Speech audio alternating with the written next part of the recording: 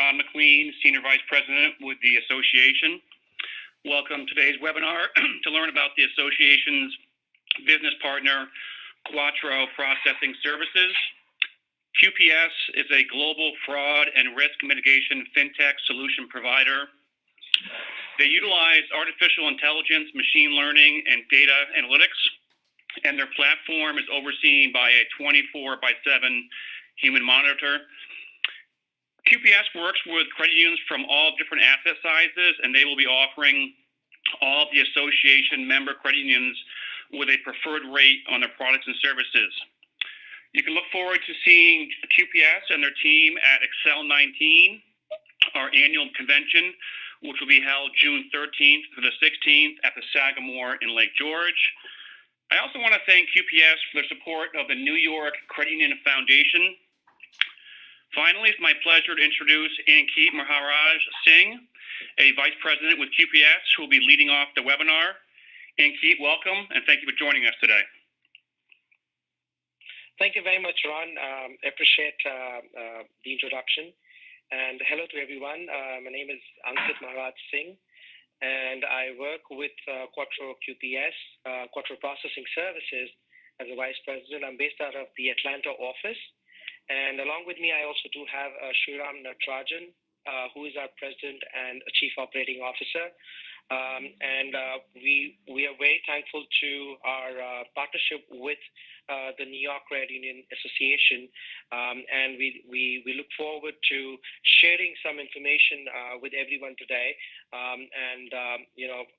further enhancing the fraud and risk mitigation practices as we see today in the evolving payments landscape. So between Sriram and I, we will go ahead and share a few details about what we've seen in the market today, and how we feel that what we can do together to go ahead and mitigate the fraud risk. Sriram, a warm welcome to you as well.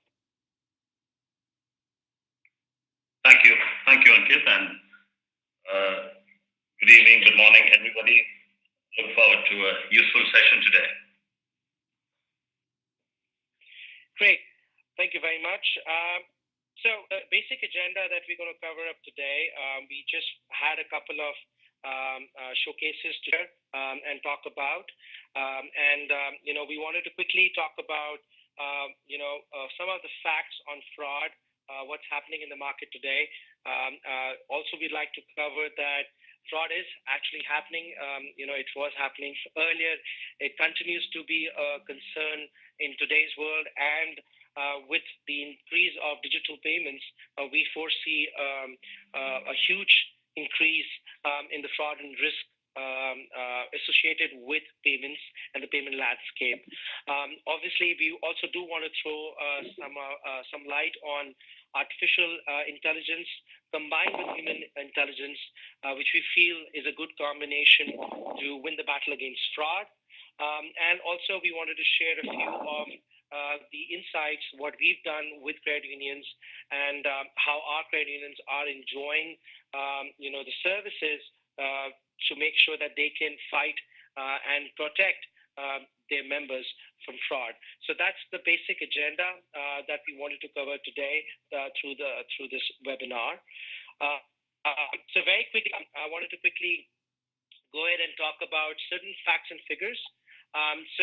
Fraud, of course, is across all channels. One thing that we need to all align ourselves with is that earlier we had seen that fraud was dominant or there primarily for credit cards and debit card scenario, but with all the incremental payment evolution that has happened, we've seen the widespread of fraud, and it has become an inherent problem across all channels. While there are figures across each payment channel type, that is credit card, checks, wire fraud, ACH, however, there is a huge increase in the identity theft scenario. We have seen so many breaches that have happened in the last couple of years. That has led to a lot of information being available to the fraudsters. And as a result, we've seen that has evolved furthermore into all the payment channels. With identity fraud, we've also seen the usage coming for synthetic ID, which is basically the actual person never exists. It's only a digital representation that has been created by the fraudsters. Some of the figures that we see that are staggering figures across each payment channel type. So I'm going to start with card fraud. These predictions have been made by various publishing houses like the Forbes and the Business Wire, where we see that the card fraud as of today is at about $12 billion, and in the U.S. it is supposed to exceed this figure by 2020, which is next year, not so far away now. Similarly, we see a huge increment that has happened in the account takeover percentage. So we've seen that there's a 40% increment in the account takeover scenarios from Q1 to Q2 of 2018 itself. Again, we believe that a lot of this has to do with the breaches that have happened, but also, every time a fraud happens, irrespective whether it's a credit card or a debit card or a mobile attack, the data of your member is already out there. And, it becomes easier and easier for a fraudster to take over the account. The fraudsters actually strive to try and take on the account because it then becomes easier for them to go ahead and go ahead with any payment channel.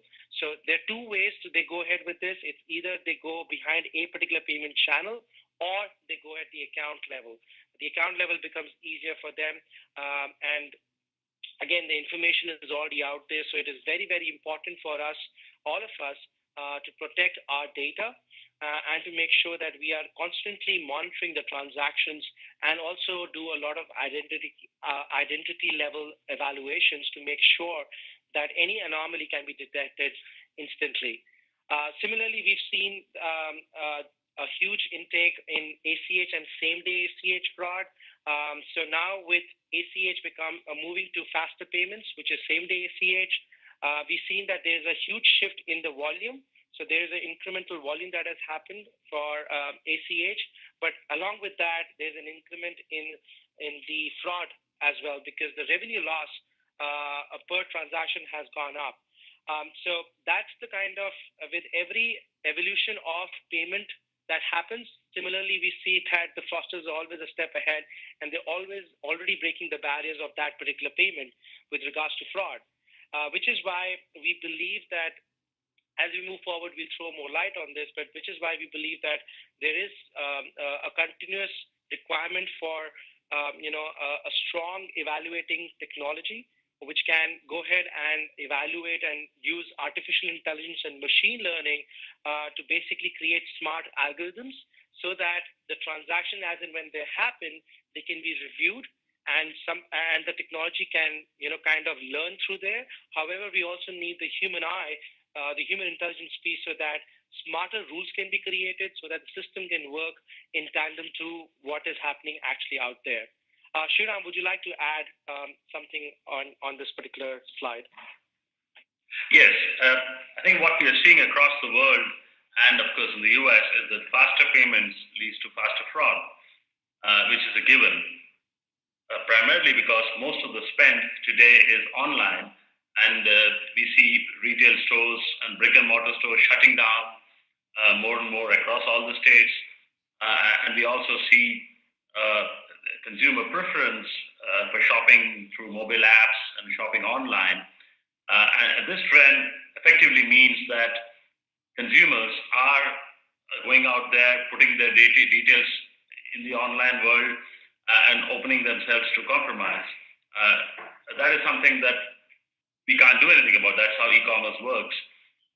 However, as the consumers are protected against fraud losses, it's really the issuer bank or the merchant who has to take up the loss. And that's where we come in. That's where our kind of services is of relevance because fraud, which is increasing, and online commerce as it's growing, more of digital commerce, transactions are happening by the millions. It is imperative that there is a strong response mechanism to guard the financial institutions against fraud losses, as well as false positives, and other challenges that you face in your fight against fraud. Back to you, Ankit. Thank you. Thanks very much, Sriram. So the whole point that we wanted to make over here and educate everyone was about the fact that the payments are evolving faster, but so are the fraud risks, and it's truly a requirement for the credit unions to have a cross-channel, dynamic, rule efficient kind of technology, as well as the human eye to work 24/7, so that you can protect your members across the payment channels. All right. Moving ahead, we also wanted to quickly share about the number of breaches that have happened. We quickly wanted to add some of the common ones that we've seen across. Obviously we all read through the breach that happened at Equifax. Obviously everybody knows about it, but there were so many other breaches that happened across the globe, and specifically in the US. The attacks have become so much more sophisticated than what they were earlier.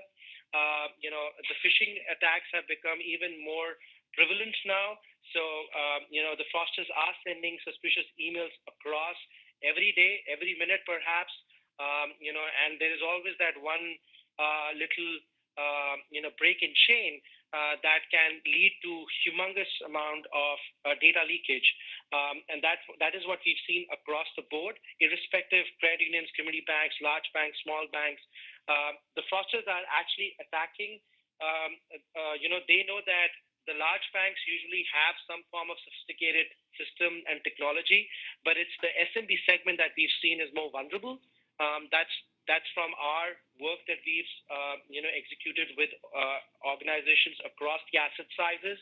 We've seen that the SMB segment is usually more vulnerable to such attacks, and therefore we believe that the need again is to address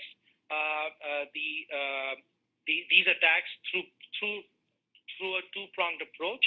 One is through education, of course. It's very important that we educate our members. It's very important that we share the details, informing them of the risk that is attached, informing them about the schemes that the fraudsters are running over there. And at the same time, we also go ahead and review all of their transactions on a timely basis. And if there are anomalies that come up, they have to be actioned again. So there might be a system that might say this is a fraud, but might not take an action on that. But there needs to be an immediate action of a block or a restrict or a contact the member. That kind of technology has to be there on a 24/7 basis, so that we can go ahead and protect the member and, of course, the credit union interest as well. Every time a breach happens, there's so many other risks than just the financial risk. There's a reputation loss as well. There's a regulatory requirement that needs to be fulfilled, and it's a bleeding story all throughout. So we wanted to make sure that the credit unions understand this fact that with all the breaches that happen, the members' data are more likely out there already. Hence, it is more and more imperative that we go ahead and give that secured infrastructure to our members throughout the journey of the interaction with the credit union. All right, great. So we wanted to now quickly talk about how do we go and address such concerns that have come out? How do we challenge the fraudsters? How do we go ahead and make sure that the members are protected? We want to make sure that what is AI? What is human intelligence? What is machine learning? There's some of the words that are doing the rounds in every discussion. But truly at the back end, there is obviously a huge increase in the usage of technology at all industry levels, and in the financial industry as well. We've seen some huge financial technology enabled services that have come in, which are great for the industry.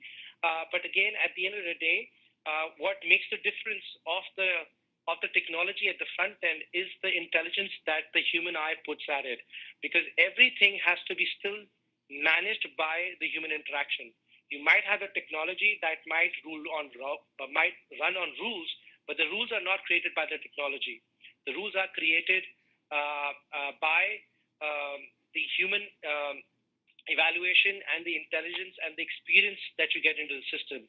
Therefore, we feel that a combination of that, which is AI and HI, which is human intelligence, is imperative to overcome such challenges. And we think that there are multiple layers that come into the provisioning of such a service or a solution offering. Now, at the heart of every system, there's a combination of machine learning and artificial intelligence, and these two are very different phenomena. Artificial intelligence is something that comes out of machine learning. Machine learning comes out of deep learning. So that's how they are all connected with each other. And it's all about algorithms. It's all about the fact that how much data can you run at what speed, number one, to increase the efficiency, and number two, to do it accurately.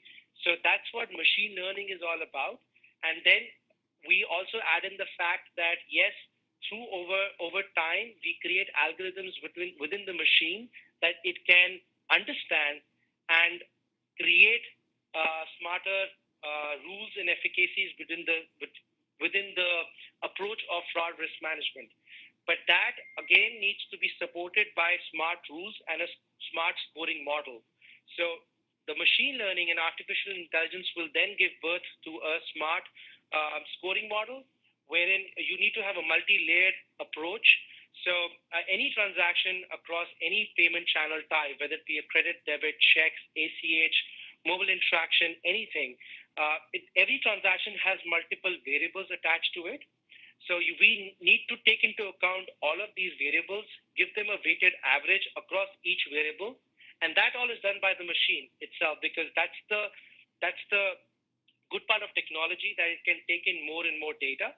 So that's where the machine learning comes into the picture, where it takes into account all the variables of every transaction and reviews each variable, and then gives an authentication weightage to it, and thereby giving a smart rule at the end of the day. So that's where the combination comes into it, where if every transaction that runs through the system is then run through the smart rule, and thereby it is alerted whether it is a good transaction or a bad transaction, probably for a manual review, probably for a referral, or probably for an automated decline or an approval. But at the end of the day, it is a combination of both the human eye as well as the machine that has to work in tandem to go ahead and give a secured infrastructure. Shriram, would you like to add anything over here? Yes, I think there is no silver bullet. There is no single answer to all of the fraud challenge. As you would see that the breaches get a lot of prominence, but the fact is that 75% of the losses happen due to what's called a social engineering or human error, where somebody leaves a server unattended, or somebody inadvertently gives out his or her passwords and user IDs, card numbers, etc. So a good majority of the losses is also due to human errors or compromise on social media and other channels. So there is no one answer to it.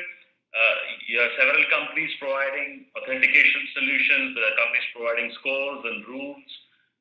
There are companies providing, tokenization options. The card networks are, of course, looking at something at a holistic level.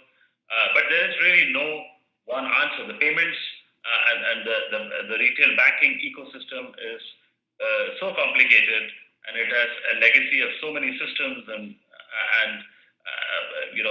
so many interlinkages that it's just impossible to have one answer or one solution to this problem of fraud. So what we are really putting across is that shorn of all the jargon, and if we take into account all the new technology and all the fancy stuff that goes thrown around, the fact still remains that end of the day, every financial institution needs to have a defense mechanism that makes sense and is aligned to its business model. If you are a credit union in the Midwest, your clients, your members are, of a particular profile or a category, who are just taking to online commerce, for example. Their children may be taking on to mobile apps. But the fact is that, every kind of financial institution has to account for and build up a defense mechanism and a response mechanism against fraud attacks. Right. Right, Sriram. And just to add on to what you just said, that we need to make sure that the credit unions have something that works for them, which is again a very important part that comes to technology piece specifically, is that the solution that is provided needs to have open APIs. It needs to be platform agnostic, which means that there is no need to go ahead and come in and replace whatever the credit union is using. I don't think that is required, because that will include a lot of cost, time, effort, and it might not necessarily be the right way. So we don't recommend to come in and rip apart with whatever functionalities or security systems you already have, like you might have a solution already given by your processor. So it might be a good enough solution, but what it might require to go ahead and involve all the channels at one point of time, look at new digital advancement and the threats that comes with it. You can add a technology layer. So which is where we've seen that, which has worked great with credit unions across the asset sizes, is that the technology solution needs to have open APIs so that it can plug and play with any technology platform that the credit union might already be using. If you're using a Falcon, well, the technology should have an open API that we can plug into. If you're using Verifin, we should be able to do that. So irrespective of the platform technology that you're using, the fraud prevention solution should be that added layer, and it needs to be platform agnostic, irrespective of whatever the core might be. So you might be using a Jack Henry core, you might be using an FIS core, or a co-op.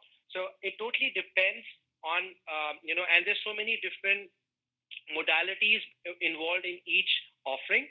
So the easier way to do it is to go ahead and add a fraud prevention layer that not only helps you in protecting fraud for today, but also for tomorrow. So it needs to be future-proof as well. So it can take into account where you're not just taking care of ACH, but you're also taking care of same-day ACH. So you're not just taking care of regular checks and their reviews, you're also taking care of RDCs.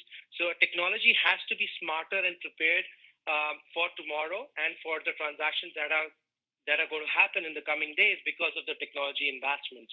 So it's very important that these are all the layers that we feel are imperative for any fraud solution to work in favor of the credit union. Perfect. So moving ahead, we also wanted to quickly talk about the detection platform and a little deeper dive into how it actually goes ahead and helps protect the members and also increase the efficacy at the credit union. So at multiple credit unions, we've seen that all of our staff wears multiple hats, and we usually our team is to make sure that our members obviously are taken care of at every interaction. Be it be a regular banking interaction or be it be a review or anything, the interaction needs to be of utmost priority. And that is where the fraud technology also needs to work in line with the credit union's needs and the members' liking, which means that one of the key elements of the system should be about false positive management, which is basically that you do not decline your member at the time he or she is using the credit card or at the time he or she is making a purchase using a payment channel issued to him or her by the credit union. So it is very important that the fraud prevention technology is able to understand the spending habits of your credit union's members. They're able to understand what are the risks that are evolving around the geography where your members spend. So there are multiple profiling that has to be performed to ensure that the credit union members are protected against all type of threats. And it is not just restricted to credit and debit, but also checks and ACH and mobile banking, share branch, and so on and so forth. So at that point of time, what we need the system to do is to be real time. So one is that it needs to give a response on a real time basis. So the technology needs to be at the auth level. The technology for certain payment channels like checks or ACH, can also run in batch mode. But in most likely for credit and debit cards, the technology needs to run real time so that at the time of transaction, when the transaction is taking place, we can evaluate and make sure that we do not block a genuine member, but we do catch the bad guy, which is the fraudster. Therefore, we need to support the technology with a multi-layered tier rule engine, which means that within the technology, we need to have a dynamic rule engine, which means you can make rules on the fly, so if there is a skimming attack at a gas station, which is for a particular geography and is impacting only one particular credit union members, then the technology should have that functionality that you can create a tailor-made rule just for that particular incident. Another key element of that is for the technology to have is a sandbox model, which means that when you create a new rule, you actually do not deploy the new rule on live transactions, but you can run it on model transactions. Make sure that the modalities of the rules are correctly placed, the weightages are correctly given, so that it does not backfire and increases the declines. Therefore, you can test the rule in a sandbox model and then deploy it to actual live transactions. So thereby we are making sure that we are not declining the genuine members when they're using the transactions. Another element that needs to come into the picture is a dynamic decision matrix, which is a combination of both technology as well as the human review. So the dynamic decision matrix is all about evaluating the threats which are happening, looking at the trends that are coming up across the board, not just restricted to one particular credit union, but looking at credit unions spread across the geographies. What type of threats that are coming, looking at what type of breaches that have happened, looking at the OCC alerts, the FinCEN alerts, talking about all those trends and bringing that into real practice by creating rules and creating a dynamic nature of evaluating those rules.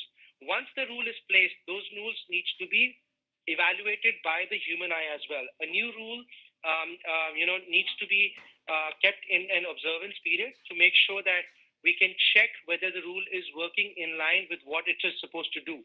So that is where a combination of the machine and the human eye is very important, so that we can make sure that the rule actually does what it is supposed to do. Also, informing the members is something which is imperative. In today's world, obviously, we can contact the member through multiple channels.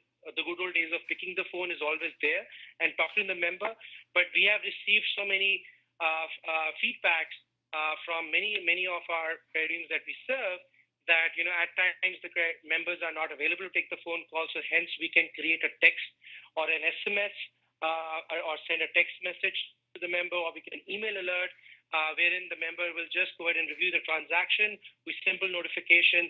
All right, we saw that you've used your transaction for $10 at a gas pump. If it is you, say yes or no. Just respond on that, and the transaction is good to go if the person responds. If the member does not respond or says no, then we keep the transaction blocked. So we can create that automated rule mechanism within the system so that we can contact the members real time. We can keep them educated and informed about their account and transactions. So it is very important that any kind of fraud prevention technology is basically supported by real-time contact basis. And this really helps in increasing the efficiency, saving the cost of doing business, and also making sure at the end of the day that the risk is minimized ASAP, as soon as possible. Sriram, your thoughts over here? Anything you'd like to add on any of these benefits and facts? Yeah, I think to add to what you said,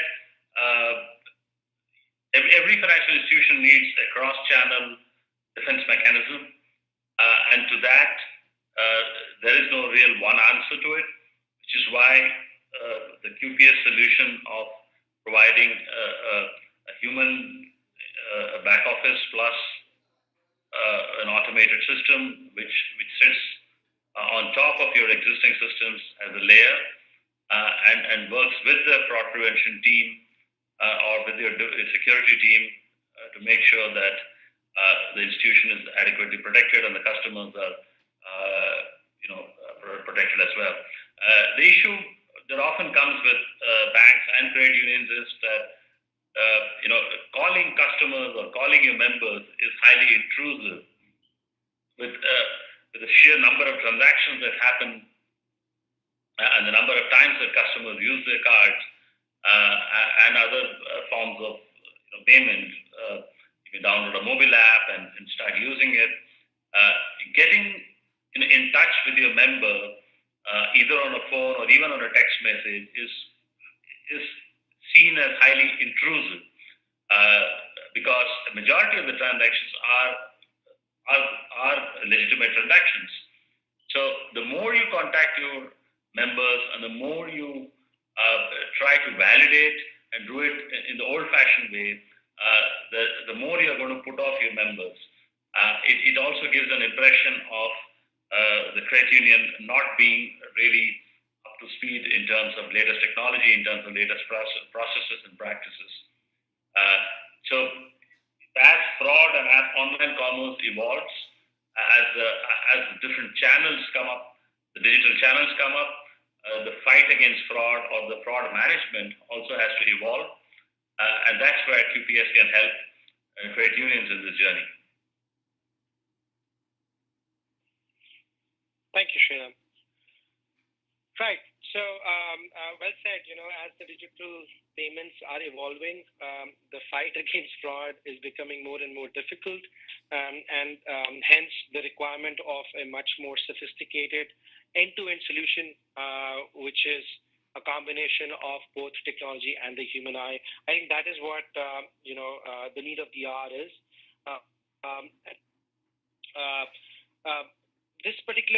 At this particular slide, we are just trying to show fact of the process flow, which is imperative. At any point of time, what we've been saying throughout this webinar is about the combination of the machine as well as the human, working in hand, and that is where we wanted to bring it down and showcase the fact that irrespective of the channel type, that we have, we need to run each transaction through a smart rule engine that can evaluate the transactions, detect the anomalies, verify all the variables, do the authentications, and also take into account all the trends and the information that we've put into the system. That runs to the smart rule. It then comes to the managed services. So anything that is stripped will come back for a manual review. The manual review, which is done by the back office experts, these are people who are experts and have been trained across channels. So if there is a transaction, that comes out as a red flag for a debit card, using the technology, the fraud analysts are trained to understand how the cross functionality of channels work. So if there's a check that has been deposited followed by withdrawals, it might be suspicious, or if it is an out of geography transaction at a very different hour of the day, which is not in line with the transaction history of the member, those are the type of details where the technology might just throw it as a flag, but might not be able to decipher whether it is actually fraudulent or not. That is where the manual review will come into play. So any gray cases will be reviewed by the managed services team, and that will make sure that the false positives are taken into control and we do not do any false declines, which are very, very important to take care of while you're taking care of the fraud as well. Based on the information and the decisions that both the smart rule and the managed services take, those alerts or those decisions are then sent to the credit union. Depending on the contact relationship the credit union wants to establish with its members, we will then go ahead and either contact the members directly if required, or if the last mile of the discussion needs to be done by the credit union itself, we can do that as well. So depending on how the credit union wants to interact with its members, we leave the interaction piece best with the credit union staff, because you know your members really well. And our philosophy is, as Sriram had said, that we don't want to be intrusive. Fraud detection is best when it is done in the background. That is when it is much more seamless interaction with the member. The member doesn't want to be disturbed on his transaction. The reason he or she is doing business with the credit union is to make sure that he can have a seamless experience. So, but there are cases where it is truly difficult to judge, and just to make sure that we do not create a bad experience for the member, we might want to contact that member. So that is left best to the credit union. But in case you would like to use the technology, that feature is available to send alerts or text messages. And basis all of that information that we get back, so every transaction we review, that transaction receives a feedback as well. So every block we made, we come to know whether it was a good block or a bad block, whether it was a false positive. And every release that we've made, we'll come to know whether that transaction was a genuine transaction or whether that transaction turned out to be a fraudulent transaction. So all of that feedback is very important. We consume that feedback into our technology. We send it back into the smart rules. We send that information back to the machine learning. The machine learning takes into account of the good and the bad cases and keeps on building up that data across the board of all the credit unions. And that, in turn, makes the system smarter. So our job is not to just block or approve transactions. Our job is to make sure that we can get that feedback, feed that intelligence back into the system, so the system is smarter and is more efficient as we move forward. So that, we feel has helped credit unions across the board a lot by using a combination of both, again, the artificial intelligence and the human intelligence. Sriram, anything you would like to add here, though? No, I think I'm fine. Let's move on. All right, great. So this is what we've been working as we work through the credit union space. What's seen is that there are certain options that the credit unions require at every given point in time. So there are certain credit unions which are, which have already invested in technology. They are happy with that, but they feel that they need certain expert guidance and analysis on the technology that they've already invested in. So therefore, they only need the managed services piece. They do not need the technology piece. And then there are certain credit unions that do not have any technology platform and are really looking out there to get on something so that they can protect their members. And then there's a third group where they have something, but they're not happy with and they want to replace. So what we've done is that across our experiences with the credit unions, we've created all the three options. So what we believe is that our job is not to come there, as I said earlier, our job is not to come there and replace anything, but our job is to make sure that we can make the credit union staff life easier to manage the risk and also members' interaction better with the credit union. So with that in mind, depending on the credit union's need, we have the option available. In many of our cases, we have deployed our technology plus the combination of managed services. This is our most preferred option, where we say that let us add the technology as an added layer and back it up with the human eye. So that basically is the end-to-end solution, which basically envelops every threat and makes sure that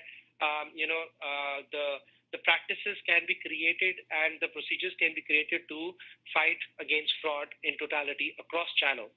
But then there are certain other cases where we've seen that the credit unions would like to just use our expertise of managed services because we can go ahead and augment your staff.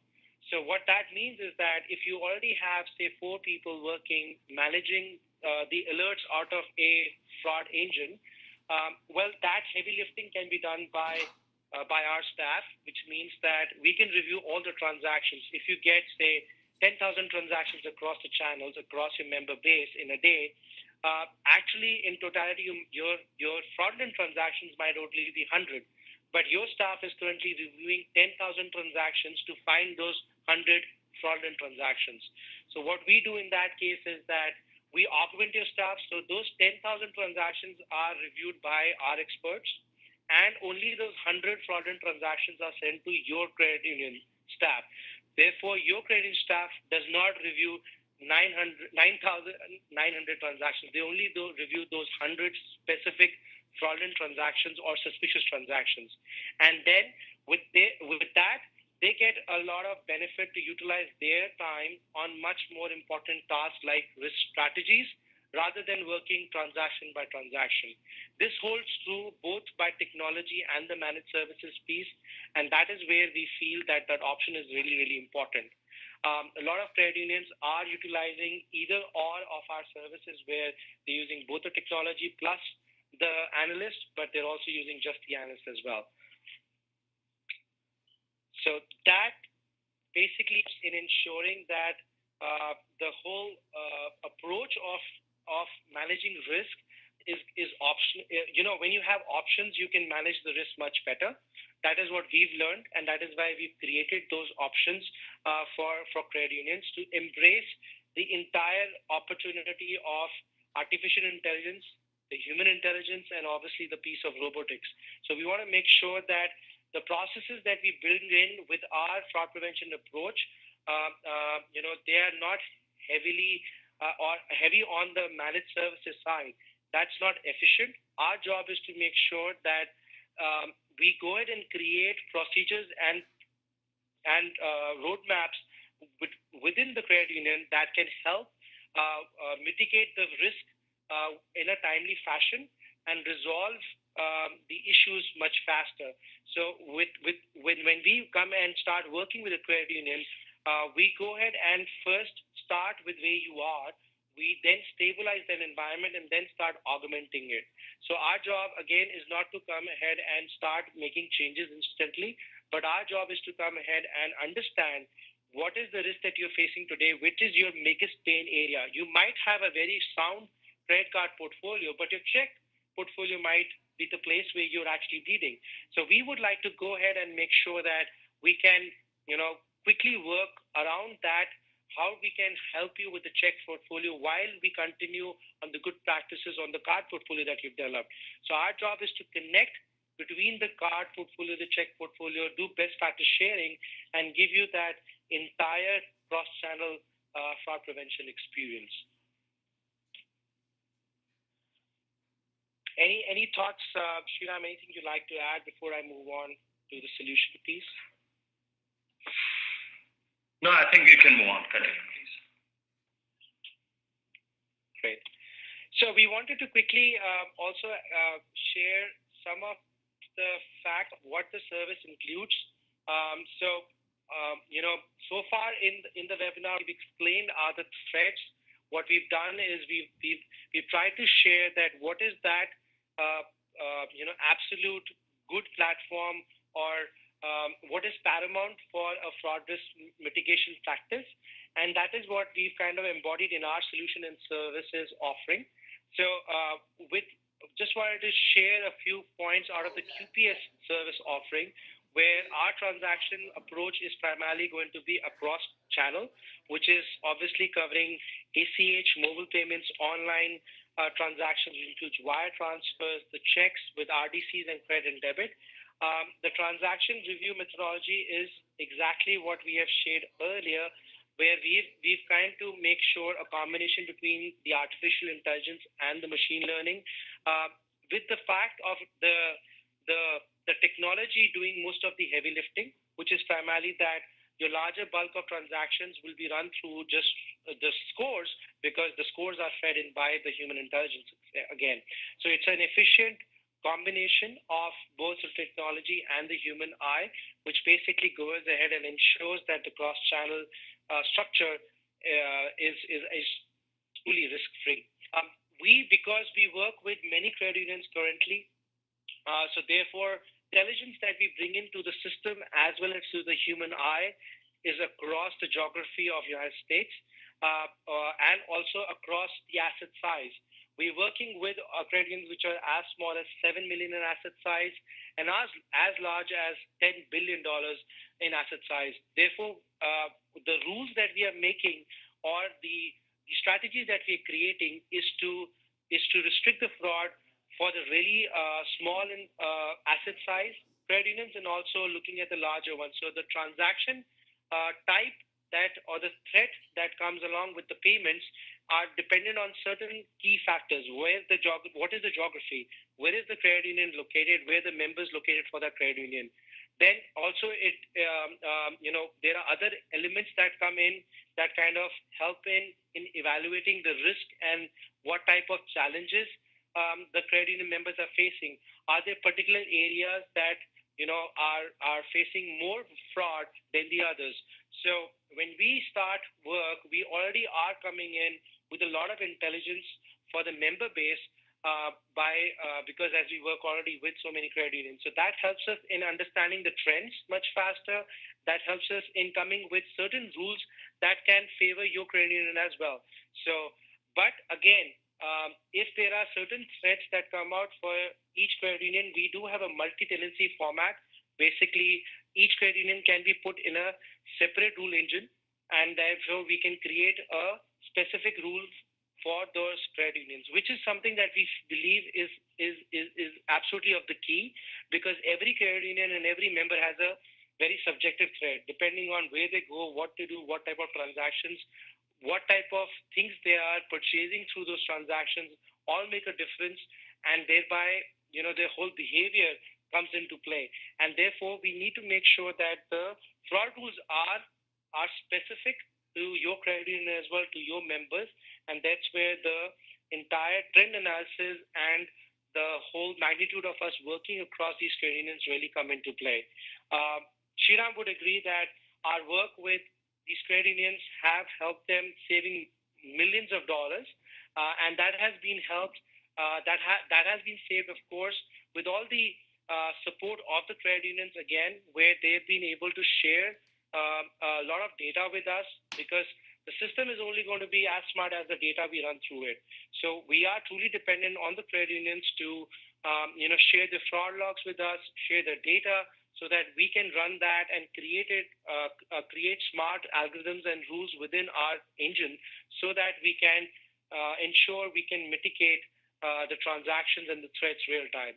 So that basically helps us in making sure that the breadth of our services is actually across, irrespective of the asset size or the geography where the credit union is based off.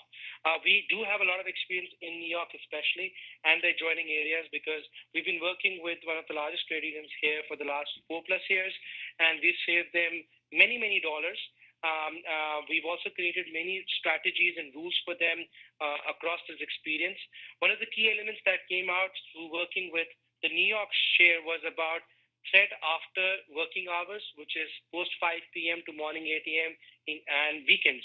We saw a lot of fraud that came out, especially during this interval, because the fraudsters know that your staff has gone back, the shutters are down, probably there's just an engine that is running, and evading the rules is very easy now for the fraudsters, because they too also have access to a lot of technology.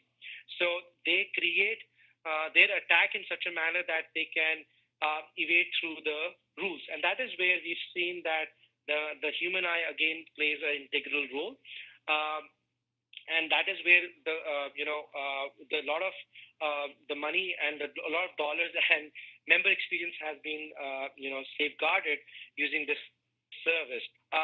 We also wanted to quickly share some of the numbers and the return, ROI that the credit unions are enjoying that have worked with us. So in 2018 alone, we have reviewed about 12.8 million transactions. The dollar saves is about 12.2 million. Again, this is across the asset size. This is across the geography itself. The transactions also are across payment channel. So this includes credit, debit, checks, ACH, all the payment channels. And the review methodology that we have used across our approach has been, based around a pyramid which is about using various smart rules to catch the fraudsters and to restrict the fraud in a timely manner.